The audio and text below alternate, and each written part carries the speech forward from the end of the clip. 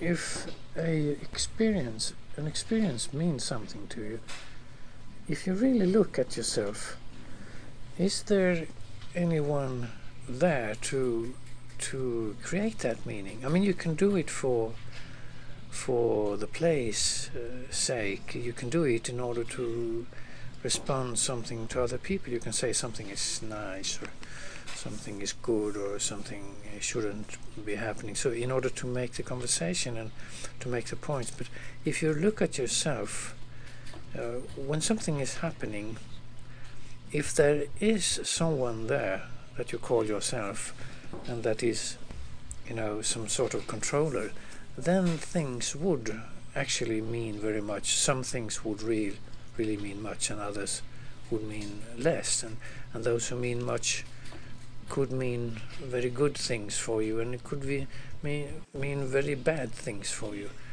But if there isn't anyone there, what's happening is actually just happening. Can you see that? Can you see that what is taking place is taking place, but it isn't anything more than that. It doesn't carry over to anything else. It is there. You do experience it. There is experiencing of wind, or green, or red, or cold, or heat, or hunger, or tiredness, or strong light, or weak light. There are experiences all the time. But if there is really no one in the center as an experiencer, which I'm sure you can't find that center, then things actually don't mean something. They are meaningless in that very liberating sense, that they don't carry anything more than is just happening. So it's coming, it's happening, and it's disappearing, but it doesn't carry over to be any specific meaning. Do you see what I mean? So there isn't anything more than what is actually going on, and therefore, of course, you can leave it immediately. It comes and you leave it. It comes and you leave it, which is a very different thing from what I hear you often do. You talk to me about certain specific experiences which you remember. You talk to me about them as you remember them. So in that sense, you are also creating them as you remember them, and you are formulating them in a sense, in a way that should carry, the meaning that you accredit to them. And the reason that you do come and mention these things and present them as a problem is because they mean something. If they didn't mean anything, you wouldn't bring them up, would you? So, and if there is no one here when it takes place, then it wouldn't be any point, generally speaking, wouldn't be any point in bringing them up. You bring them up because there is a notion in you that there is someone there, which you call yourself, that has a problem with what happens, and that means that you are assuming something more than actually what is happening, because what is actually happening is always just itself, and it doesn't carry over to anything else. Now, what I mean when you are in Christ, that means that you leave everything to Him, so that He carries all the contents that you might imagine. You can just leave that over to Him, and what comes back to life then is the freedom. Christ is the path, and He's the truth, and He's the freedom in that. So you will see that there is actually no such problematic sense in anything. So everything that happens takes place, and you can, of course, you can respond appropriately to that which is happening. I mean, you help people, you love them, and you're trying to do everything to the best, of course, but that doesn't mean that it carries any meaning for any fictional self of yourself. because it doesn't. If you I mean, if you're making use of your normal sense, is there anything here that happens now that carries over to anything else? Can you see that? I'm convinced that you can't see any such carrying over or such meaning apart from what is actually taking place. And that is the problem for us. We think that there is a burden in what takes place that carries over and becomes a problem in life. So the nature of experience itself is that it takes place and it hasn't any other meaning than that it is taking place.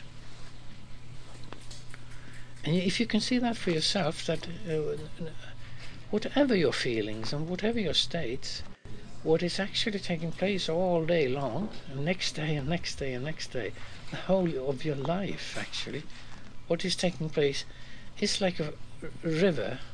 It comes, the water just flows by, and it isn't actually meaning anything else than the water itself, the whirls in the water and the sound of the water and all, the sunlight in the water. We can be poets about this, but if you're true to what is actually going on, you can't say that there is any other sense than this which is happening. And this is the room or the space where Christ is all the time. He is with us in that sense. And when you realize that he is with us in that sense, then you have no problem with what takes place.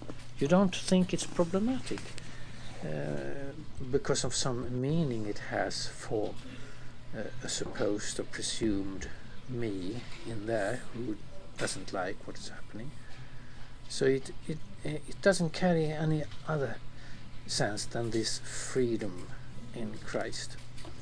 And this space is the space that takes you to Christ from what we call the world, because the world is actually created by those contents which do not allow what is actually taking place to be just itself and not carrying over to anything else.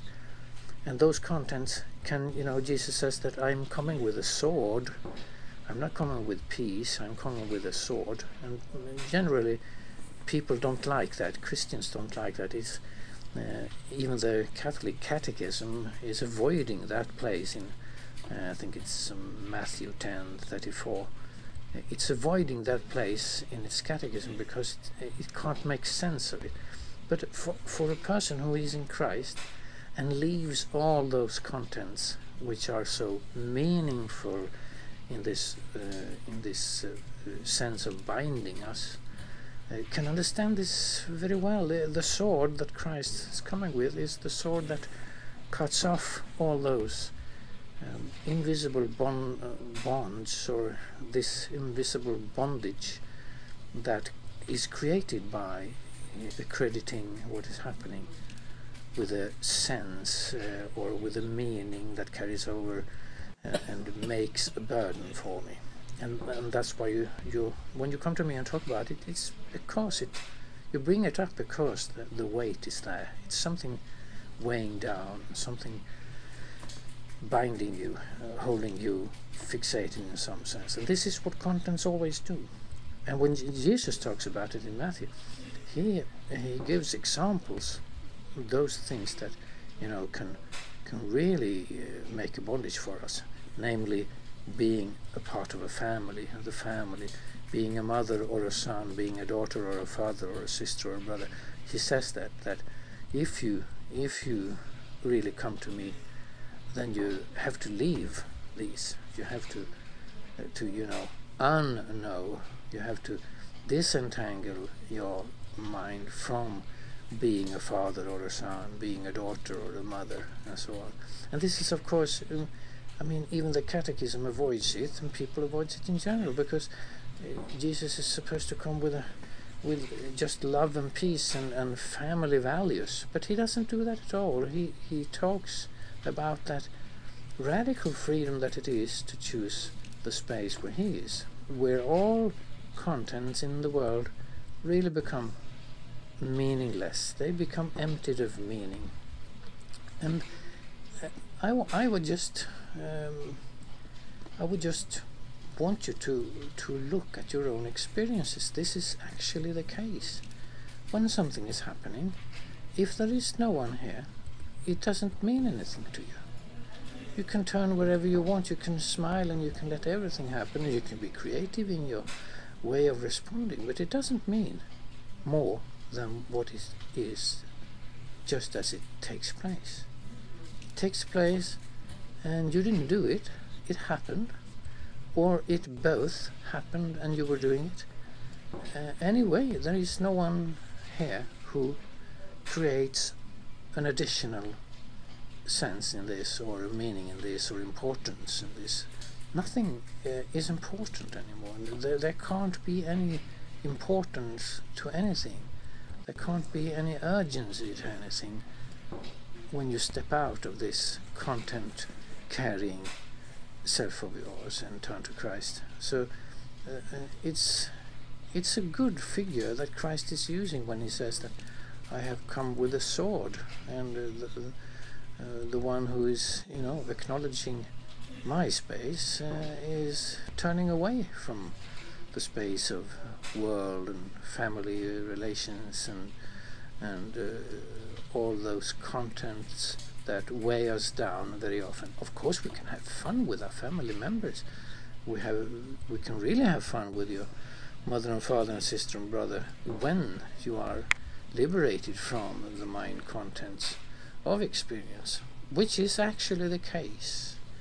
I would always want you to look at experience itself and see that Christ is really talking reality here. He's talking that freedom which is reality right now. Because if there isn't anyone experiencing here, but this is taking place, then it's quite obvious that there is freedom, no matter your feelings and no matter the thoughts coming and going. They can come and go in any way they want. It doesn't change the basic fact that this is a free space. This is a godlike space. This is this is salvation in itself. This is the salva, which means, a medicament that is put on your wounds so it will heal better. This is the salva of his freedom. You are, with his sword, you are cut off from those relations contents, those duty contents, those moral ethical contents which can bind you down, those conceptions about what is good for you and what is bad for you and what you like and not like. All those things are cut off when you go into Christ's space. So that is the sword of Christ, which we really need sometimes in order to realize that true experience, the way, the life of Christ is really already free from those binding effects, and so nothing that takes place doesn't have any special sense. It doesn't carry any meaning that you have to understand or negotiate with. There is actually no meaning to anything that happens because you are in the freedom and in the loving free space of Christ. So whenever you come with this type of problem to me, you try to is there anyone there having these problems? Is there actually any meaning? Ask yourself. You don't have to trust me, just ask yourself that. Is there really anything there more than what is actually taking place? So, good luck.